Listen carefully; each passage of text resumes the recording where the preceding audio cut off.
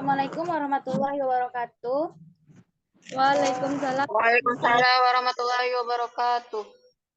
Yang terhormat Ibu dosen pengampu Fevi Sunarti, SPD, MPD, dan rekan-rekan sekalian.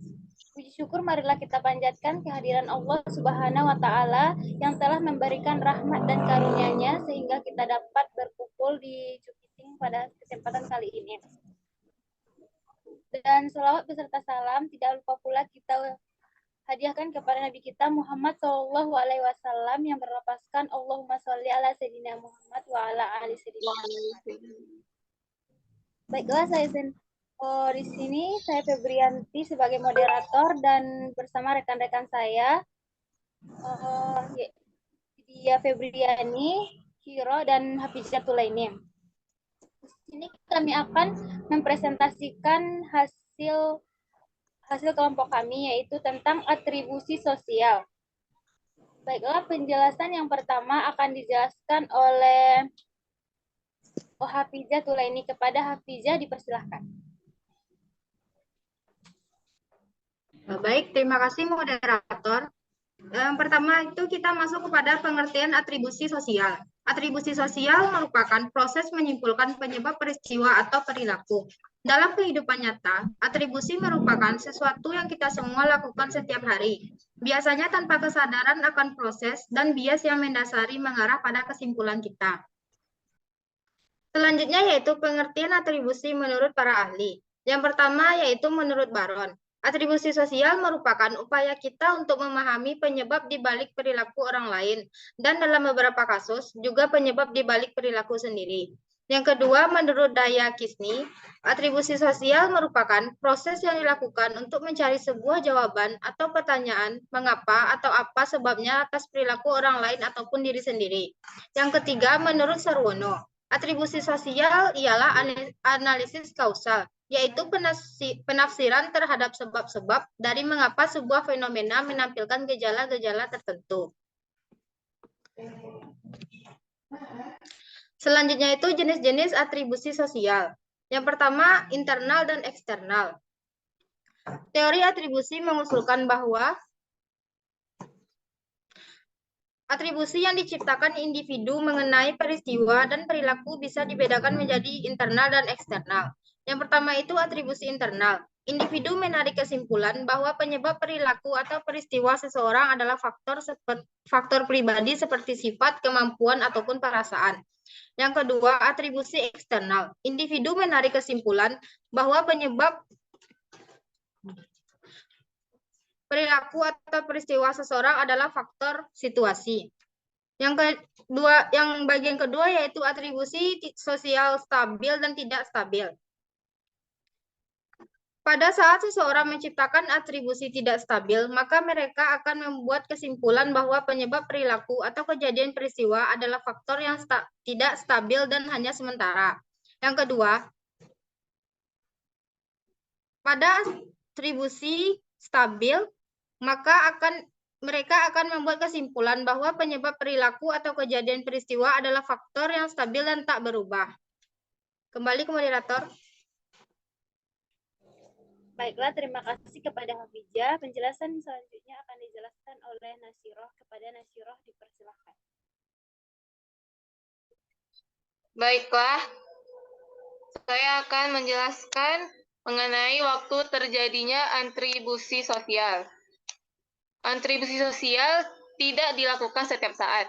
Menurut Taylor, Repepel, dan Sear, paling tidak ada dua situasi yang seringkali mengundang dilakukannya atribusi sosial, yaitu satu, situasi yang tidak diharapkan atau tidak biasa. Situasi yang terjadi sesuai dengan harapan biasanya tidak mengundang atribusi sosial, sedangkan situasi yang diharapkan akan menggoda kita untuk mengetahui penyebab-penyebab dan situasi tersebut.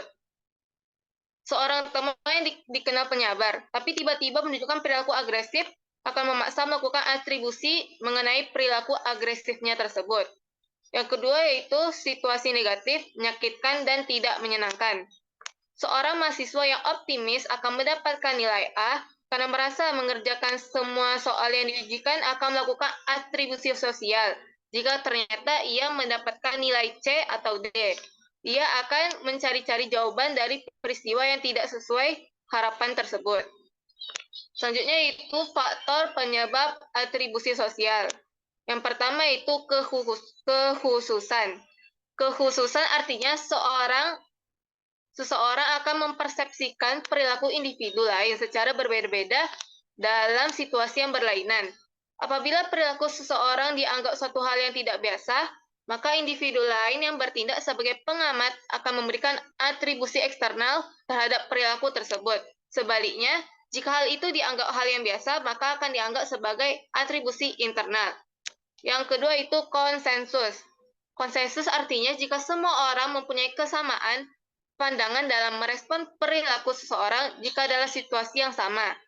Apabila konsensusnya tinggi, maka termasuk atribusi eksternal. Sebaliknya, jika konsensusnya rendah, maka termasuk atribusi internal. Yang ketiga itu konsistensi.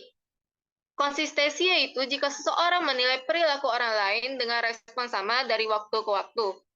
Semakin konsisten perilaku itu, orang akan menghubungkan hal tersebut dengan sebab-sebabnya. Selanjutnya itu teori-teori atribusi sosial. Yang pertama itu common sense psychology. Dari buku The Psychology of Interpersonal Relation 1958, Fritz Heider mencoba mengeksplorasi sifat hubungan interpersonal dan menganut konsep apa yang disebutnya atau akal sehat atau psikologi naif. Dalam teorinya, ia percaya bahwa orang mengamati, menganalisis, dan menjelaskan perilaku seseorang dengan eksplanasi atau penjelasan tertentu. Meskipun orang memiliki berbagai jenis penjelasan untuk perilaku tertentu dari seseorang, Heider mengelompokkan penjelasan menjadi dua kategori, yaitu atribusi internal pribadi dan eksternal situasional. Ketika atribusi internal dibuat, penyebab perilaku seseorang berkaitan dan karakteristik individu seperti kemampuan, kepribadian, suasana hati, upaya, sikap, dan disposisi. Akan tetapi, ketika atribusi eksternal dibuat, penyebab perilaku seseorang berkaitan dengan situasi di mana perilaku itu dilihat seperti tugas orang lain atau keberuntungan.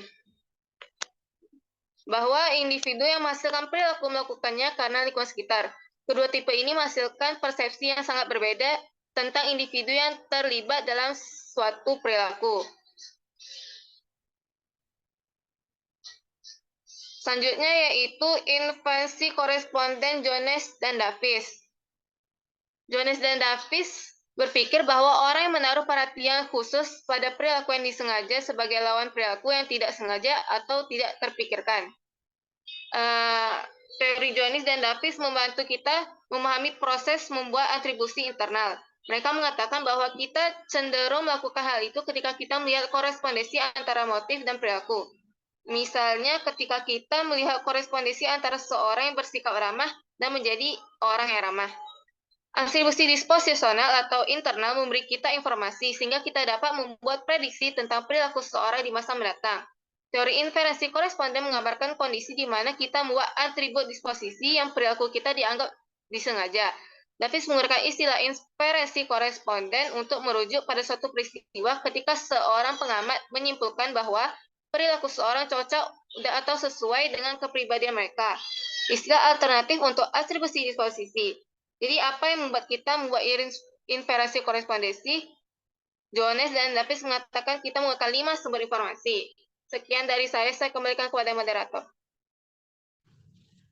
Baiklah, penjelasan selanjutnya akan dijelaskan oleh Widya Febriani. Kepada Widya dipersilahkan.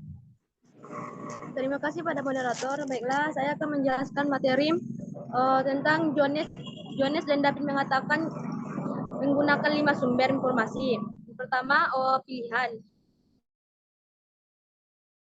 Jika suatu perilaku dipilih secara bebas, hal itu diyakini disebabkan oleh faktor internal.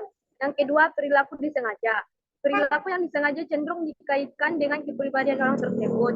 Dan perilaku yang tidak sengaja cenderung dikaitkan dengan situasi atau penyebab eksternal. Yang ketiga, keinginan sosial.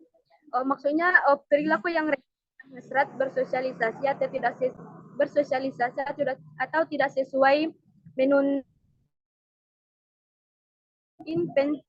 inferensi disposisi atau internal, lebih dari perilaku sosial yang tidak diinginkan. Misalnya, jika kita mengamati seseorang naik bus dan duduk di lantai bukannya di salah satu kursi. Perilaku ini memiliki keinginan sosial yang rendah atau tidak sesuai dan cenderung sesuai dengan kepribadian individu. Yang keempat relevansi hedonistik. Orang lain tampaknya secara langsung dimaksud untuk memberi manfaat atau membahayakan kita. Yang kelima, personalisme. Maksudnya itu jika perilaku orang lain tampaknya dimaksudkan untuk berdampak pada kita menganggap itu pribadi dan bukan hanya produk sampingan dari situasi tempat kita berdua berada. Yang ketiga, Bernard Weiner mengusulkan bahwa individu memiliki respon efektif awal terhadap konsekuensi potensial dari motif intrinsik atau extrinsic aktor yang pada gilirannya mempengaruhi perilaku di masa depan. Artinya persepsi atau atribusi seseorang sendiri mengapa mereka berhasil atau gagal pada suatu upaya orang terhadap akan terlibat dalam masa depan.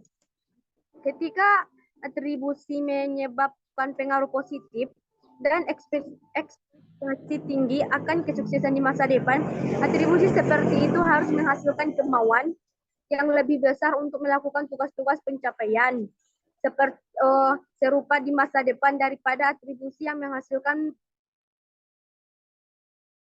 yang rendah terhadap kesuksesan di masa depan. Akhirnya, penilaian afektif dan kognitif mempengaruhi perilaku masa depan ketika individu menghadapi situasi yang sama.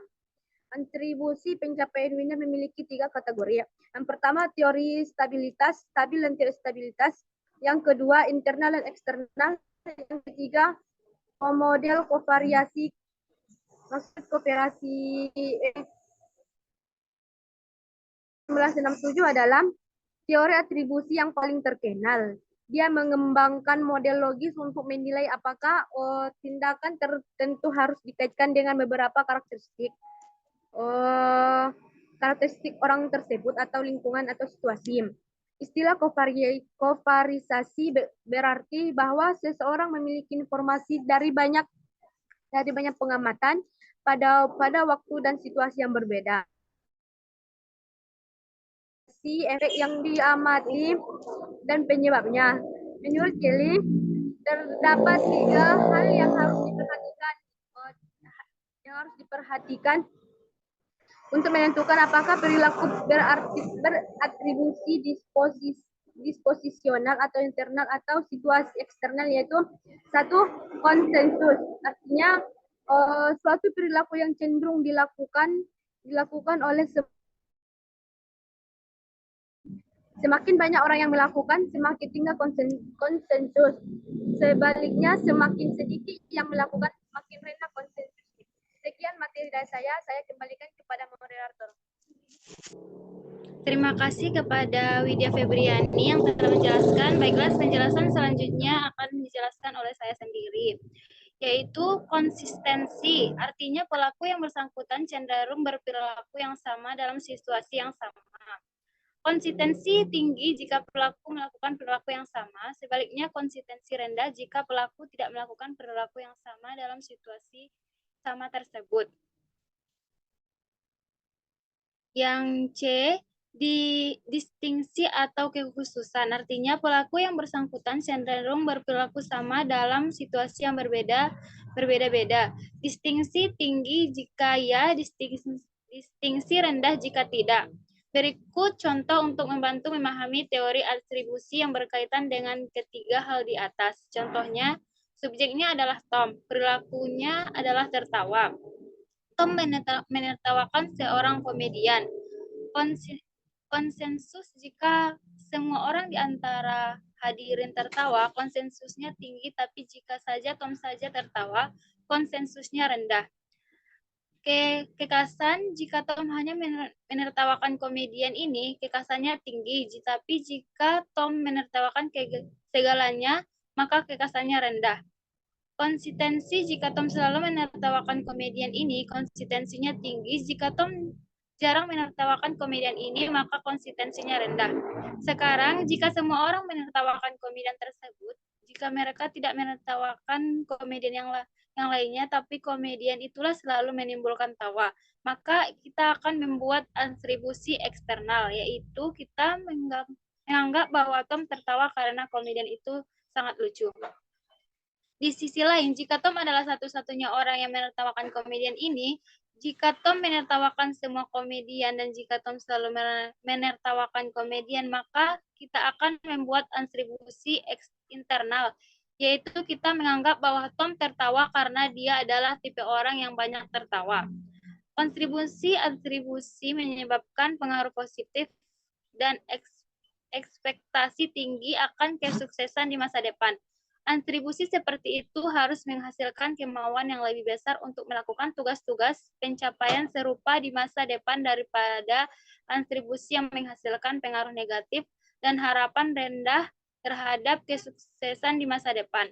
Akhirnya, penilaian efektif dan kognitif mempengaruhi perilaku masa depan ketika individu menghadapi situasi yang sama. Atribusi pencapaian Weiner memiliki 3 kategori. Yang pertama, teori stabil, yang stabil dan yang tidak stabil, yang kedua internal dan eksternal, yang ketiga dikontrol atau tidak terkontrol. Stabilitas mempengaruhi harapan individu tentang masa depan mereka. Kontrol terkait dengan kegigihan individu pada misi. Kausalitas mempengaruhi respon emosional terhadap hasil tugas. Neutrality atau kausalitas dikontrol atau tidak terkontrol. Mungkin itu saja penjelasan dari kelompok kami. Cukup sekian penjelasan dari kelompok kami. Assalamualaikum warahmatullahi wabarakatuh. Waalaikumsalam warahmatullahi wabarakatuh.